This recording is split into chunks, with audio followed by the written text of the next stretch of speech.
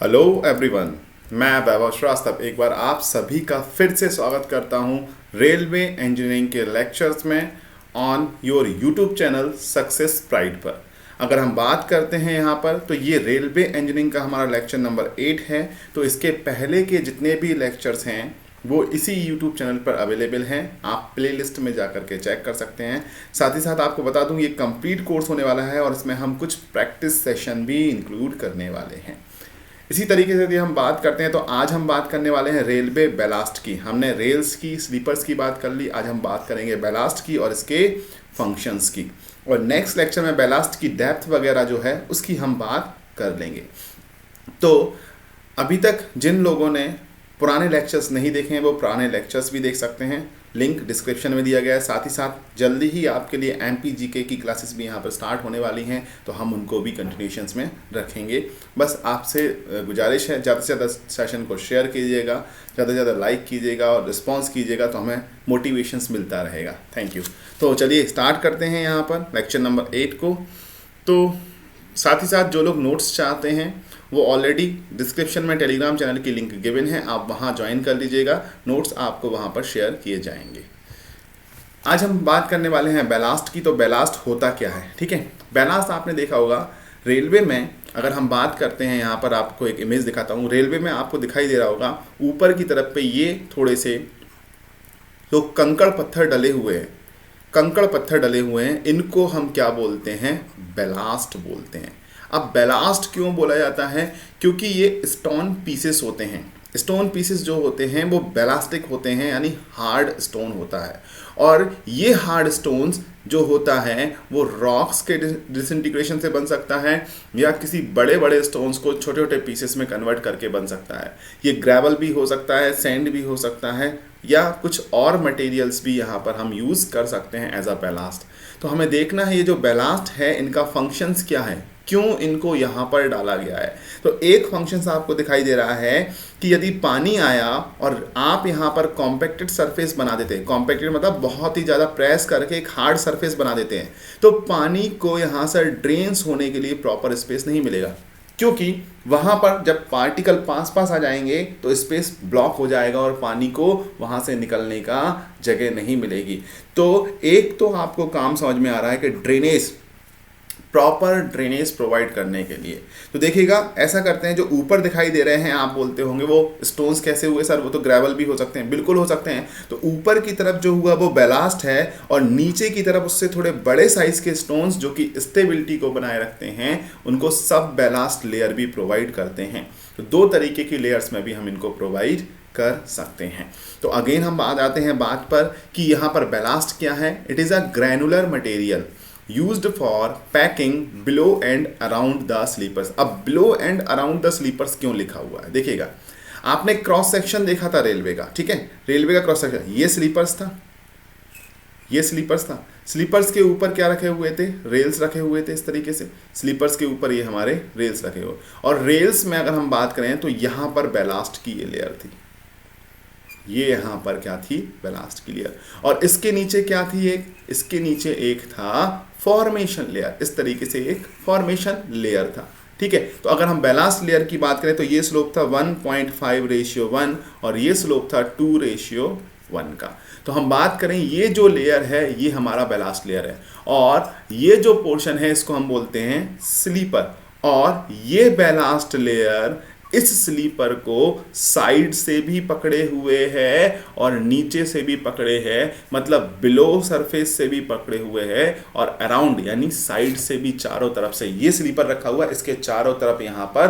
Ballast की packing है और नीचे साइड बैलास्ट की पैकिंग है। इसलिए यहाँ पर बोला गया है कि below and around the sleepers. देखिए यहाँ पर डायग्राम में दिखाई गया, ये below and around the sleepers, ठीक है। It is a layer of broken stone. किसकी है, ब्रोकन स्टोन की, ग्रेवल और सैंड, कैंकर एसेट्रा।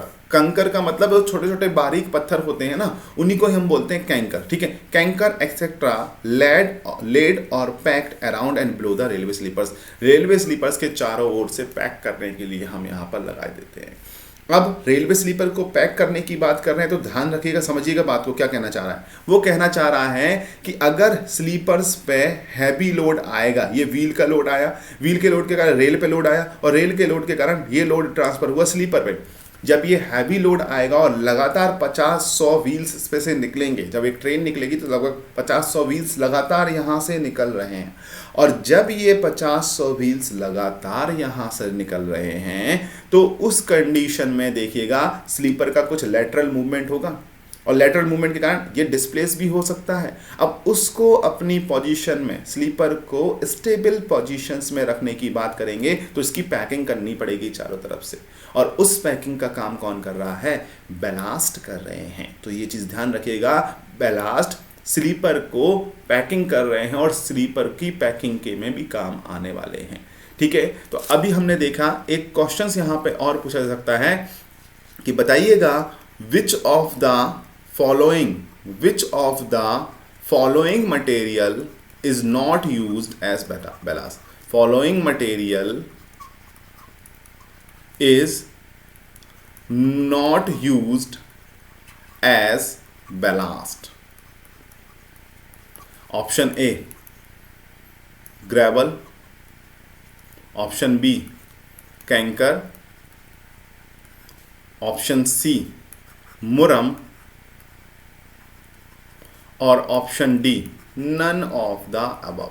तो अगर हम बात करते हैं यहाँ पर कौन सा मटेरियल है जो हमें यहाँ पर बैलास्ट के फॉर्म में यूज नहीं होता, is not used as ballast, ballast के फॉर्म में यूज्ड नहीं होता है, तो आई होप ग्रेवल होता है, कैंकर होता है। अब कंफ्यूजन है मुरम में, तो कई लोगों का आंसर होगा मुरम यूज्ड नहीं होता है, बट मैं आपको बता दूं मुरम भी हमारा बैलास्टिक मटेरियल के फॉर्म में यूज होता है, इसलिए यहाँ पर करेक्ट ऑप्शन नंबर डी होगा। इस तरीके के क्वेश्चन पूछे जा सकते हैं। तो यहाँ पर मैंने यहाँ पर एक टेबल बनाई है जिसमें आपको बता दिया है कि कौन कौन से डिफरेंट मटेरियल्स हैं जो एज आ बैलास्ट यूज हो सकते हैं। ठीक है, ब्रोकन स्टोन आपको पता है, ब्रोकन स्टोन्स जो होते हैं वो हैं, ग्रेवल साइज है ग्रेवल। अब देखिएगा ब्रोकन स्टोन ऐसा नहीं है कि बहुत बड़े साइज के भी हम यूज़ करेंगे या बहुत छोटे साइज के, इसको एक स्पेसिफिक साइज के ब्रोकन स्टोन्स हम यहाँ पर बात करेंगे, यूज़ करेंगे। क्यों? क्योंकि हमें उनकी प्रॉपर इंटरलॉकिंग मिलना चाहिए। अगर ज़्यादा इरेगुलर, कुछ ज़्यादा बड़े कुछ ज़्यादा छोटे साइज के यूज़ किए तो इरेगुलरिटी बहुत ज़्यादा होगी, और इरेगुलरिटी होने के कारण उनकी प्रॉपर इंटरलॉकिंग, और जब इंटरलॉकिंग नहीं होगी तो क्या स्टेबिलिटी मिल पाएगी ट्रैक को कोई भी स्टेबिलिटी नहीं मिल पाएगी। इसलिए ब्रोकन स्टोन भी एक परफेक्ट साइज में होने चाहिए, और ग्रेवल होने चाहिए, सैंड होना चाहिए, सिंडर एंड एसेस। देखिए जब सिंडर एंड एसेस की बात करते हैं तो आपने देखा होगा राख जनरली हम यहाँ पर यूज़ कर सकते हैं। सिंडर का मतलब क्या है? देखिएगा सिंडर का मतलब है जब हम ईंट का भट्टा जला रहे होते हैं तो जो स्मोकी फ्लेम निकलता है उसमें कुछ एशिश का पोर्शन रहता है और कुछ दूसरा मटेरियल रहता है, तो वही वहाँ से हम मिलता है सिंडर। तो सिंडर और एशिश जो है बिल्कुल फाइन मटेरियल हैं। कई बार ऐसी जगह पे जहाँ पर हमारा स्टोन, ग्रेवल या सैंड हमारा अवेलेबल नहीं होता है, वहाँ पर हम सिंडर एंड एशिश यूज़ कर लेते हैं। ठीक है, सॉफ्ट एग्रीगेट, तो सॉफ्ट एग्रीगेट में मुरम भी आ जाएगा, कैंकर भी आ जाएगा और ब्रिक बैलास्ट भी आ जाएगा। ये ब्रिक बैलास्ट का मतलब कौन सा है? ब्रिक बैलास्ट का मतलब है डी क्लास ब्रिक, जिनको हम जामा ब्रिक भी बोल सकते हैं, डी क्लास ब्रिक और जामा ब्रिक। तो डी क्लास ब्रिक और जामा ब्रिक जो कि ओवरबर्न्ड होते हैं, ओवरबर्न्ड ब्रिक्स होते हैं, उनको हम यहाँ पर एज आ ब्लास्टिंग मटेरियल यूज कर सकते हैं। साथ ही साथ सिलेक्टेड अर्थ का मतलब होता है जो एग्जिस्टिंग अर्थ है। मान लीजिए कोई ऐसी जगह पे हम ट्रैक बना रहे हैं कि इनिशियली हमारे पास कुछ मटेरियल नहीं है, या बैलास्ट, ग्रेवल, ये सारी चीज़ें अवेलेबल है, तो जो एग्जिस्टिंग अर्थ है उसको कॉम्पैक्ट कर दिया जाता है। तो एग्जिस्टिंग कॉम्पैक्टेड अर्थ मटेरियल भी यहाँ पर हम यूज कर सकते हैं, जिससे कि हमारा, और उसके ऊपर कुछ लूजली मटेरियल डालेंगे जिससे वाइब्रेशन को एब्जॉर्ब कर सके। ठीक है, अब यहां पर आपको पता चल गया कि मुरम भी, कैंकर भी और ब्रिक बैलास्ट भी यूज किया। बट एक और क्वेश्चन पूछा था, जो सैंड स्लीपर है ये किस तरीके के सैंड जो है बैलास्ट के फॉर्म में किस स्लीपर के लिए? तो जनरली ये कास्ट आयरन स्लीपर के लिए यूज किए जाते हैं। Cast iron sleepers mainly used for cast iron. हमने देखा हुआ था कास्ट आयरन एक पतली सी प्लेट के फॉर्म में था, तो जब हम इसको ग्रेवल पे रखेंगे तो इसके वाइब्रेशन होने या इसके रोल होने के चांसेस होते हैं, इसलिए इसमें फाइन मटेरियल यानी सैंड को हम यूज कर लेते हैं और सैंड के ऊपर ये प्रॉपरली प्लेस हो जाता है, स्टेबल कंडीशन में प्लेस हो जाता है। इसलिए कास्ट आयरन स्लीपर्स के लिए हम क्या यूज करते हैं, मेनली सैंड यूज कर लेते हैं। जबकि जो सॉफ्ट एग्रीगेट है ना, ये सॉफ्ट एग्रीगेट, तो यहां पे मैं लिख देता हूं सॉफ्ट एग्रीगेट्स जो होते हैं mainly used for किसके लिए, वुडन स्लीपर्स। हम जनरली इनको किसके लिए यूज करते हैं, वुडन स्लीपर्स के लिए यूज करते हैं। तो ये चीज ध्यान रखना है कि soft aggregate mainly wooden sleepers के लिए और सैंड मेनली कास्ट आयरन के लिए यूज करते हैं। बाकी सभी किसी भी तरीके के स्लीपर्स के लिए यूज किए जा सकते हैं।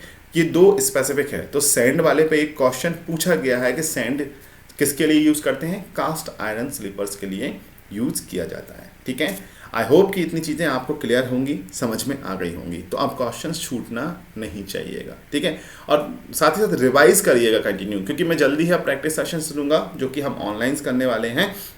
तो प्रैक्टिस सेशंस में आपका कोर्स अच्छा होना चाहिए, ठीक है।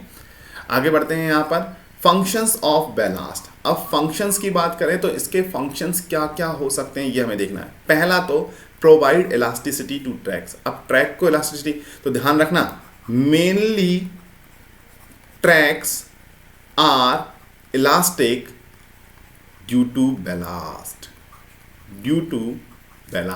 आपने पढ़ा था स्लीपर भी ट्रैक को स्लीपर भी जो है वो ट्रैक को इलास्टिक बनाते हैं। लेकिन अगर कभी पूछा जाए कि मेनली ट्रैक को इलास्टिक कौन बनाता है, बैलास्ट। क्यों इलास्टिक क्यों बात कर रहे हैं, देखो स्लीपर्स इस तरीके से रखा होता है, किसके ऊपर, बैलास्ट के ऊपर। ये स्लीपर है, ये बैलास्ट सरफेस के ऊपर रखा है।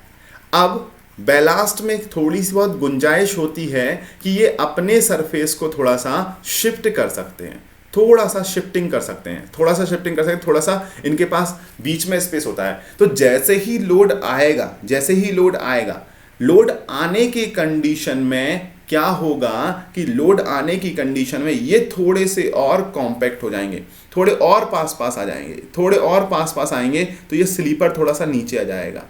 अब जैसे ही लोड आया और जैसे ही आपने लोड को रिमूव किया, ये स्लीपर फिर से अपनी पोजीशन में निकल करके आ जाएगा। तो मेनली जो इलास्टिसिटी की प्रॉपर्टी मिल रही है वो किसके कारण, जैसे लोड आया तो ये नीचे गया और लोड हटा तो ये ऊपर आ गया। तो ये कंडीशंस यहाँ पर हो रही है। इस कंडीशन के कारण हम बोलते हैं मेनली ट्रैक को इलास्टिक कौन बनाता है, बैलास्टिक।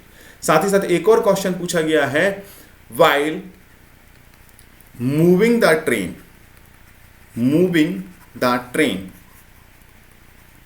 ballast is in पहला इलास्टिक स्टेट, दूसरा प्लास्टिक स्टेट, तीसरा इलास्टोप्लास्टिक स्टेट,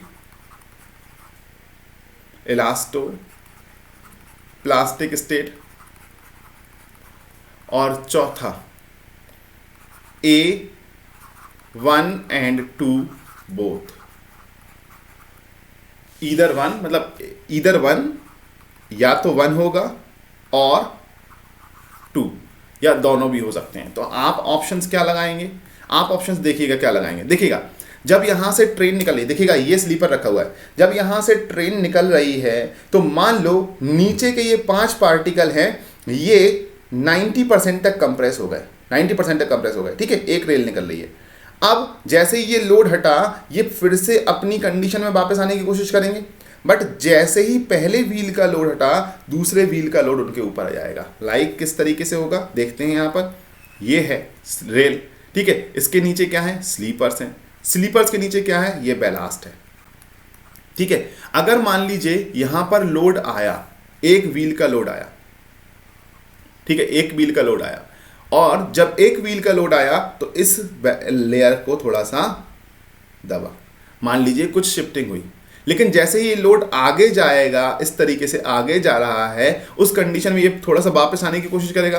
वापस आया बट कंप्लीटली ये वापस नहीं आएगा, थोड़ा सा ऊपर आएगा, इतने में क्या होगा, इस पे दूसरा लोड जो पीछे से आ रहा था वो यहां पर पहुंच जाएगा, तो फिर से ये प्रेस हो जाएगा। तो क्या हो रहा है, क्या कंप्लीटली अपनी पोजीशन को रीगेन कर पा, जब तक ट्रेन निकल रही है जब तक क्या कंप्लीटली अपनी पोजीशन को रीगेन कर पा रहा है, नहीं, थोड़ा सा परमानेंट डिफॉर्मेशन बना हुआ है, भले 5%, 1%, 2%, कितना भी बना हुआ है, लेकिन थोड़ा सा। और जब परमानेंट डिफॉर्मेशन बना रहता है उसको क्या बोलते हैं, इलास्टिक स्टेट। और इलास्टिक स्टेट कब बोला जाता है, जब लोड लगाया तो उसमें डिफॉर्मेशन हुआ और हटा दिया तो अपनी ओरिजिनल पोजीशन को गेन हो गया। तो वहां पर कुछ पार्टिकल इलास्टिक स्टेट में है और कुछ पार्टिकल प्लास्टिक स्टेट में है, इसलिए यहां पर हम बोलते हैं जब ट्रेन मूव हो रही है उस कंडीशन में किस स्टेट में है, इलास्टोप्लास्टिक स्टेट में है। किस कंडीशन में है, इलास्टोप्लास्टिक स्टेट में है। ये क्वेश्चंस भी आपका पूछा गया है, थोड़ा सा ध्यान रखिएगा, ठीक है। चलिए आगे बढ़ते हैं अब।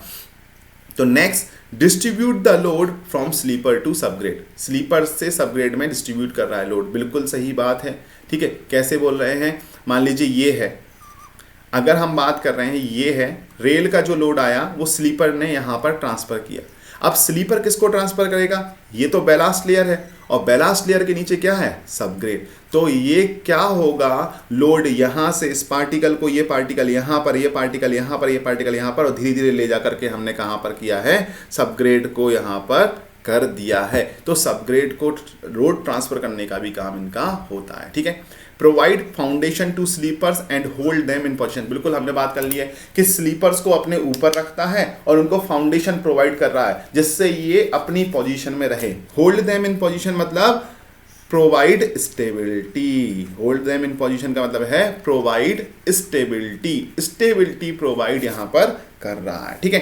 प्रोवाइड ड्रेनेज, ड्रेनेज की हमने बात कर ली है। अगर हम कोई कॉम्पैक्टेड अर्थ मटेरियल लगा देंगे तो वहां पर क्या होगा, पानी आएगा और पानी रुक जाएगा।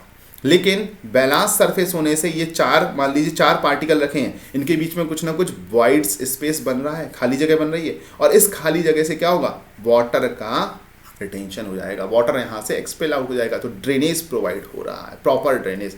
Again protecting top surface of formation. अब देखो क्या बात बोल रहे हैं ये फिर से, ठीक है। ये बैलास्ट सरफेस थी और बैलास्ट सरफेस के नीचे क्या थी, ये फॉर्मेशन लेयर थी, इस तरीके से थी या नहीं, ये फॉर्मेशन लेयर थी। अब फॉर्मेशन की बात करें, ये फॉर्मेशन सरफेस थी, तो फॉर्मेशन सरफेस की टॉप सरफेस कौन सी हुई, यही हुई या नहीं, ये टॉप सरफेस हुई, फॉर्मेशन की टॉप सरफेस यही हुई या नहीं। और अगर फॉर्मेशन की टॉप सरफेस ये होती है तो क्या, अगर बारिश आई तेजी से तो थोड़ा सा पानी यहाँ आया, फिर थोड़ा सा पानी यहाँ आया, लेकिन ये पूरा सरफेस फॉर्मेशन की बचा के रखा है या नहीं, किसी भी तरीके के ड्रॉबैक से बचा के रखा है। तो इस फॉर्मेशन सरफेस को भी बचाना काम है। अगेन क्या है, नेक्स्ट काम क्या है, provide lateral stability to a track. Lateral का मतलब क्या है, वाइब्रेशन के कारण इस तरीके से स्लीपर्स आपके मूव होंगे, और जब स्लीपर्स मूव होंगे उस कंडीशन से बचाने की कंडीशन है lateral stability. And depth of ballast give good bearing capacity. ये पॉइंट थोड़ा सा देखना जरूरी है कि गुड बियरिंग कैपेसिटी बोल रहा है कि डेप्थ ऑफ बैलास्ट जो है वो गुड बियरिंग कैपेसिटी दे रहा है। किस तरीके से दे रहा है यहां देखते हैं। देखो एक्चुअली होता क्या है,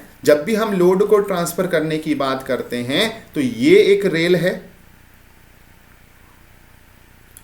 और ये दूसरी रेल है, ठीक है। तो रेल से जब लोड ट्रांसफर होगा तो एक यहां से जो लाइन लोड है वो यहां से इस तरीके से और एक यहां से।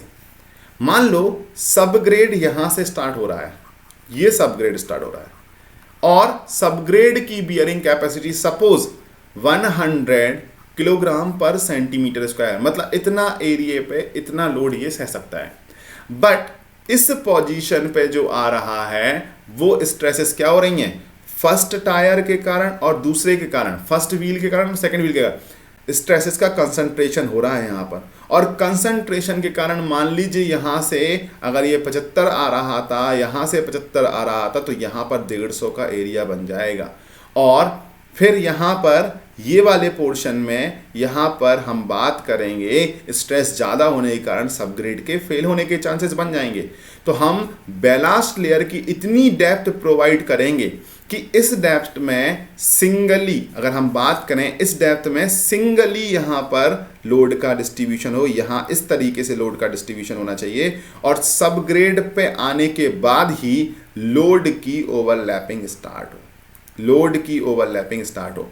मतलब यहाँ बेलास्ट लेयर भी फेल हो सकता है, या फिर हम बात करें सबग्रेड पे ज़्यादा लोड आएगा तो एक पर्टिकुलर डेप्थ प्रोवाइड करनी है। ये डेप्थ हमें देखना है किस तरीके से प्रोवाइड करनी है।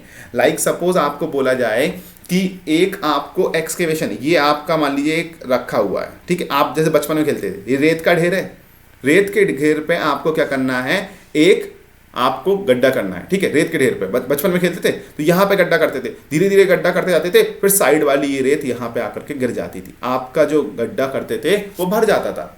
तो मतलब यही है कि कितना डेप्थ प्रोवाइड करें कि लैटरल स्टेबिलिटी भी मिले, ये साइड वाला मटेरियल अंदर जाकर भी ना गिरे, और अगर हम ऊपर से स्ट्रेस लगाएं तो वो नीचे वाले पोर्शन पे प्रॉपरली हैंडल भी हो जाए। ये डेप्थ हमें देखना है, कितनी डेप्थ तक ये देख सकते हैं। तो वही डेप्थ की बात कर रहे हैं यहाँ पर कि वो डेप्थ कितना प्रोवाइड करना है, सो दैट जब सबग्रेड पे लोड ट्रांसफर हो तो उसकी सेफ बियरिंग कैपेसिटी के अंदर हो, इस डेप्थ में जाकर के। इस तरीके की बात, तो बियरिंग कैपेसिटी को भी प्रोवाइड करना है। Ballast give good bearing capacity. तो ये प्रॉपरली फंक्शंस हैं, इनको थोड़ा सा ध्यान रखना है, ठीक है।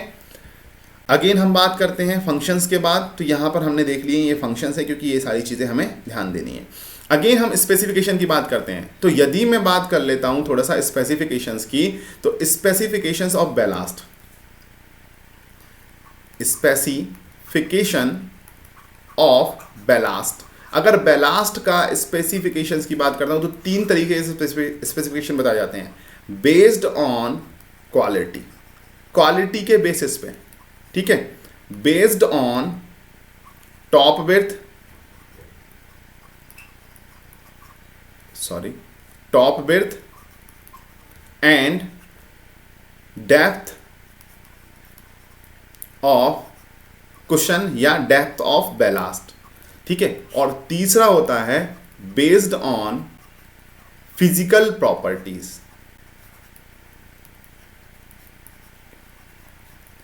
अब मैं बेस्ड ऑन क्वालिटी की बात करता हूं, तो बेस्ड ऑन क्वालिटी की बात करते हैं तो हम जनरली बोलते हैं it should be hard and durable. कैसा होना चाहिए? शुड बी हार्ड होना चाहिए, और कैसा होना चाहिए? एंड ड्यूरेबल होना चाहिए। मतलब लॉन्ग समय तक सर्विस में रहना चाहिए, आसानी से टूटना नहीं चाहिए, ठीक है। हार्ड का मतलब क्या है? लोड बियरिंग कैपेसिटी होना चाहिए, एब्रेशन रेजिस्टेंस होना चाहिए, तो वो सारी चीज़ें हैं। तो अगर हम बात इम्पैक्ट को सहने की क्षमता होना चाहिए, और हम बात करें शुड हैव बियरिंग रेजिस्टेंस, क्या रखना चाहिए? बियरिंग रेजिस्टेंस भी रखना चाहिए, क्योंकि वाइब्रेशन के कारण क्या होगा, आपस में एक दूसरे के साथ कोलाइड करेंगे और वहां पर अगर मटेरियल झड़ने लगेगा, मतलब पाउडर फॉर्म में आने लगेंगे, तो बियरिंग रेजिस्टेंस नहीं है, ठीक है। तो बियरिंग रेजिस्टेंस होना चाहिए, ठीक है। और क्या होना चाहिए? फ्री फ्रॉम ऑर्गेनिक मैटर, किसी भी तरीके के ऑर्गेनिक मैटर के साथ फ्री होना चाहिए। अगर ऑर्गेनिक मैटर होगा तो क्या होगा? उसका डिकम्पोजिशन होगा, और डिकम्पोजिशन होने के बाद क्या होगा? वहां कैविटी फॉर्म हो जाएगी, और कैविटी फॉर्म हो जाएगी तो बेलास्ट जो है वो सरफेस नीचे आएगी, लोड ज़्यादा नहीं ले पाएगी। इसलिए ऑर्गेनिक मैटर से फ्री होना चाहिए। Based on top width and depth of cushion, इसकी बात मैं करूंगा जब हम डेप्थ ऑफ बेलास्ट निकालेंगे। क्या निकालेंगे? डेप्थ ऑफ बेलास्ट की बात करेंगे कि बेलास्ट बेड की जो डेप्थ होना चाहिए वो डेप्थ कितनी होगी, उसमें बात करेंगे। फिजिकल प्रॉपर्टी में क्या आता है? आपने कई सारे टेस्ट किए होंगे, जैसे इम्पैक्ट टेस्ट किया होगा। अब देखो, ड्यूरेबल एंड हार्ड होना चाहिए, हार्ड होने के लिए इम्पैक्ट टेस्ट करना पड़ेगा या नहीं? वियरिंग रेजिस्टेंस निकालने के लिए क्या करना पड़ेगा? एब्रेशन टेस्ट करना पड़ेगा या नहीं? तो एब्रेशन टेस्ट हम देखेंगे, ठीक है। अगर हम बोल रहे हैं ऑर्गेनिक मैटर से फ्री और प्रॉपरली ड्रेनेज प्रोवाइड करना है, तो हम पहले देखेंगे कि वाटर एब्जॉर्प्शन कितना हो रहा है, ये सारी चीज़ें देखना पड़ेगी या नहीं। वाटर एब्जॉर्प्शन, साथ ही साथ वो सफिशिएंट स्टेबल बना रहा है ट्रैक को, तो उसका अपना कुछ एक पर्टिकुलर वेट होना चाहिए। तो हम क्या देखेंगे? स्पेसिफिक ग्रेविटी की भी बात करेंगे कि उसकी स्पेसिफिक ग्रेविटी कितनी होनी चाहिए। तो कुछ बेसिक टेस्ट हैं, इनकी बात है, और इन पैरामीटर को हम थोड़ा सा डिस्कस कर लेते हैं क्योंकि इनकी वैल्यू पूछी जा सकती है। ठीक है, तो यहीं पे मैंने जो लिखा हुआ है ये फिजिकल टेस्ट के बारे में लिखे हैं, फिजिकल प्रॉपर्टी। एब्रेशन वैल्यू जो है मैक्सिमम 30% होना चाहिए, मैक्स होना चाहिए कितना 30%। अब एब्रेशन वैल्यू जो है वो आप कैसे करते हो, Los Angeles test, Los Angeles test, उसमें क्या करते हैं आप छोटे छोटे स्टील की बॉल्स लेते हैं, उन स्टील्स की बॉल को क्या करते हैं, एक कंटेनर रहता है, ड्रम रहता है, उसमें डाल देते हैं, और जो एग्रीगेट होता है उसको उसमें डाल देते हैं। फिर वो ड्रम घूमता है कुछ समय के लिए और वो बॉलें आपस में टकराती हैं। उसके बाद जो रेजिडुअल बचता है डस्ट, उसको काउंट करते हैं कितना है, कितना ग्राम है, उसके बेसिस पे परसेंटेज निकालते हैं कितना रेजिडुअल, कितना वियर एंड टियर हुआ है। तो वो एब्रेशन वैल्यू जो आती है वो 30% होनी चाहिए, मैक्सिमम इससे ज़्यादा नहीं होना चाहिए।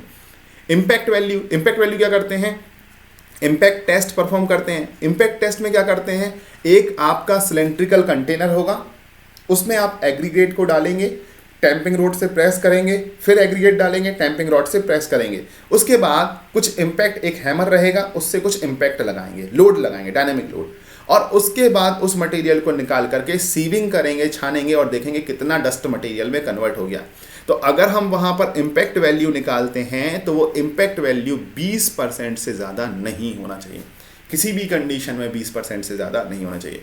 एलोंगेशन एंड फ्लैकीनेस इंडेक्स, ये क्यों बोला गया है एलोंगेशन, क्योंकि ये प्रॉपर इंटरलॉकिंग के लिए बहुत ज़रूरी है कि पार्टिकल का शेप एंड साइज चेक किया जाए। क्या किया जाए, शेप एंड साइज पार्टिकल का चेक किया जाए, प्रॉपर इंटरलॉकिंग होने के लिए बहुत ज़रूरी है।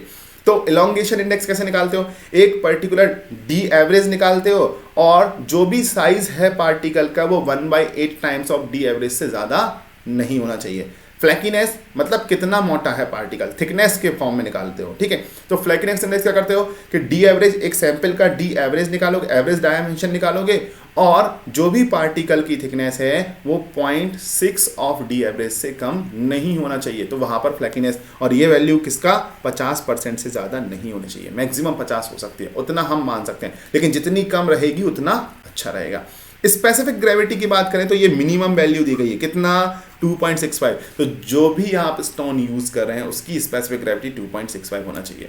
वाटर एब्जॉर्प्शन की बात करें तो वाटर एब्जॉर्प्शन ये बोलता है कि 10% मैक्सिमम होना चाहिए। वाटर एब्जॉर्प्शन टेस्ट कैसे परफॉर्म करते हैं, सैंपल लेते हैं, उसको वेट कर लेते हैं, फिर उसके बाद 24 घंटे के लिए वाटर में डाल करके रखते हैं, वाटर में डाल करके रखते हैं, फिर निकालते हैं उसको, फिर से वेट करते हैं। ठीक है, तो हम देखते हैं कि कितना वाटर वेट में कितना ऐड हुआ, वो किसका एडिशन है, वाटर का, तो हम बोलते हैं इतना वाटर इसने एब्जॉर्ब किया हुआ है। तो वाटर एब्जॉर्प्शन की जो मैक्सिमम वैल्यू वो भी 10% से ज़्यादा नहीं होना चाहिए। तो abrasion 30%, impact 30%, elongation 50%, flakiness 50%, water absorption 10%। Maximum value, minimum किसकी है, स्पेसिफिक ग्रेविटी 2.5% होना चाहिए। ठीक है, तो अगर हम बात करते हैं इस तरीके की हमारी कंडीशंस होनी चाहिए। तो बाकी स्पेसिफिकेशंस मैंने आपको बता दिए। अगर हम बात करें तो इसके बेसिस पे हम करेक्टरिस्टिक्स भी लिख सकते हैं कि अगर हम बात करें करेक्टरिस्टिक्स ऑफ बैलास्ट, अगर बैलास्ट का करेक्टरिस्टिक्स की बात करें तो बैलास्ट के करेक्टरिस्टिक्स क्या होना चाहिए, पहला अगर हम बात करें तो एब्रेशन बोला गया है। तो एब्रेशन का मतलब क्या है, having resistance to abrasion. Characteristics क्या होना चाहिए, रेजिस्टेंस टू एब्रेशन होना चाहिए। एब्रेशन या वियर एंड टियर के लिए रेजिस्टेंस होना चाहिए। दूसरा, अगर हम बात करें इम्पैक्ट वैल्यू, अगर इम्पैक्ट वैल्यू तो लोड लगा रहे हैं या नहीं, तो हम बोलेंगे क्रशिंग रेजिस्टेंस होना चाहिए, डायनामिक लोड को सहने की क्षमता होनी चाहिए। रेजिस्टेंस टू क्रशिंग और डायनामिक लोड, डायनामिक लोडिंग या फिर रेजिस्टेंस को रजिस्ट करने की, क्रशिंग को रेजिस्टेंस करने की यहाँ पे बात की जा रही है। ठीक है, अगर हम एलोंगेशन एंड फ्लैकीनेस इंडेक्स, तो ये शेप एंड साइज किसको डिफाइन कर रहा है, इंटरलॉकिंग को डिफाइन कर रहा है। तो इंटरलॉकिंग के लिए हम बात कर रहे हैं कि longitudinal, it should provide longitudinal and lateral stability to track, lateral stability to track के लिए लॉन्गिट्यूडनल लेटरल स्टेबिलिटी। नेक्स्ट क्या है, वाटर एब्जॉर्प्शन 10% से ज़्यादा नहीं होना चाहिए, मतलब बाकी का जो पानी है वो ड्रेनेज के लिए यूज़ हो जाएगा, ड्रेनेज हो जाएगा बाकी का पानी। तो अगर ज़्यादा ये एब्जॉर्ब करता वाटर तो ड्रेनेज प्रॉपर नहीं कर पाएगा, लेकिन कम एब्जॉर्ब करेगा तो ज़्यादा से ज़्यादा ड्रेनेज करेगा। तो it should provide proper drainage to track, it should provide proper drainage to track. ठीक है, अब यहां पे ऑब्जेक्टिव कैसे पूछ लेगा, बोलेगा which of the following is not a characteristics of ballast. Ballast का क्या कैरेक्टरिस्टिक्स, क्या गुणधर्म नहीं होना चाहिए। बोलेगा रेजिस्टेंस टू एब्रेशन होना चाहिए, रेजिस्टेंस टू क्रशिंग और डायनामिक लोड होना चाहिए, proper longitudinal lateral stability provide करना चाहिए, होना चाहिए। लेकिन वो बोलेगा it should not provide proper drainage to track. तो ये क्या हो जाएगा, ये उसका गुणधर्म नहीं होगा, बल्कि it should provide the proper drainage to track होना चाहिए। चलिए आगे बढ़ते हैं। तो आज के लिए हमारा इतना है। नेक्स्ट में जो हम बात कर रहे हैं, एक स्पेसिफिकेशन बचा है डेप्थ ऑफ बैलास्ट, इसकी हम बात कर लेंगे और इसी के बेसिस पे हम बात करेंगे साइज ऑफ बैलास्ट डिफाइन किया जाता है। तो डेप्थ ऑफ बैलास्ट और साइज ऑफ बैलास्ट यहां से हम डिफाइन कर लेंगे। तो चलिए देख लेते हैं आज हमने जो पढ़ा है, कितना हमने समझा है, कितना हमने जाना है। अगर आपको ये पोर्शन अच्छा लग रहा है तो प्लीज कमेंट करके हमें जरूर बताइएगा। The stress generated at the time of passage of loads on the site measurement of settlement shows that the behavior is, मतलब क्या बोल रहा है, जो स्ट्रेस जनरेट हो रही है at the time of passing of load, जब लोड पास हो रहे हैं यहाँ पर उस समय जो स्ट्रेस जनरेट हो रही है नीचे के एरिया में बैलास्ट में, on site measurement of settlement, settlement किसका होगा, बैलास्टिंग सरफेस का। So that the behaviour is, इनका जो बिहेवियर है वो कैसा है, ब्रिटल है क्या, नहीं, प्लास्टिक है क्या, नहीं, क्या है, इलास्टोप्लास्टिक। तो ये बिल्कुल आंसर होगा, क्योंकि जब लोड यहाँ से पास हो रहा है उस कंडीशन में इलास्टोप्लास्टिक होगा। तो मैंने अपनी लैंग्वेज में बिल्कुल सिंपल तरीके से बोला था। यहाँ पे देखो यूपीआरबी यूएनएल के पेपर में ये ऑलरेडी पूछा गया है और बस लैंग्वेज चेंज कर रहे हैं, तो लैंग्वेज को समझना जरूरी है। ठीक है, दूसरा क्वेश्चन, सैंड में be used as ballast for, sand किसके लिए बैलास्ट के फॉर्म में यूज किया जाता है, हमें पता है कास्ट आयरन स्लीपर्स। और वुडन स्लीपर्स के लिए क्या यूज कर सकते हैं हम, सॉफ्ट एग्रीगेट्स को भी यूज कर सकते हैं। ठीक है, सॉफ्ट एग्रीगेट्स को भी यूज कर सकते हैं। तीसरा, a track is elastic mainly because of, formation के कारण, रेल्स के कारण, स्लीपर्स के कारण, ब्लस के, किसके कारण होता है, मेनली लिखा है। देखो इलास्टिक तो स्लीपर्स के कारण भी होता है, इलास्टिक तो स्लीपर्स का, लेकिन मेनली लिखा हुआ है, और मेनली का मतलब किससे है, मेनली बैलास्ट के कारण होता है। तो ये स्टेट जेई का एग्जाम का क्वेश्चन है, ध्यान दीजिएगा। ठीक है, तो thank you everyone, thank you for watching this video and please subscribe the channel, press the bell icon so that आपको लगातार नोटिफिकेशंस मिलते रहें। जैसा कि आपको बताया गया है, करंट अफेयर्स के जो रेगुलर करंट अफेयर्स की अपडेट्स हैं जो आपके टेलीग्राम ग्रुप में शेयर की जा रही है, नीचे डिस्क्रिप्शन में लिंक है, आप टेलीग्राम चैनल ज्वाइन कर लीजिएगा, आपको डेली करंट अफेयर्स मिलता रहेगा। वीडियो पसंद आए तो लाइक करना और अपने दोस्तों के साथ शेयर करना, साथ साथ कमेंट सेक्शन करके बताइएगा और आप क्या इसमें चाहते हैं इंप्रूवमेंट, तो हम वो इंप्रूवमेंट करेंगे। जल्दी हम नए सब्जेक्ट्स भी यहाँ पर स्टार्ट करने वाले हैं। तो thank you so much for being with us, thank you.